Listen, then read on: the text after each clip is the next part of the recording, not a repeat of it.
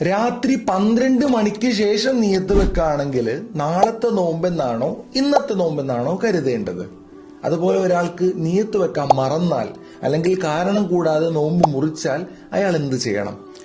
ആദ്യമായിട്ട് 12 മണിക്ക് ശേഷമല്ല, നിങ്ങൾ രാവിലെ അത്തായ സമയത്താണ് നിങ്ങൾ നിയത്ത് വെക്കുന്നതെങ്കിൽ പോലും നാളത്തെ നോമ്പ് എന്നാണ് കരുതേണ്ടത്, ഇന്നത്തെ നോമ്പ് എന്നല്ല.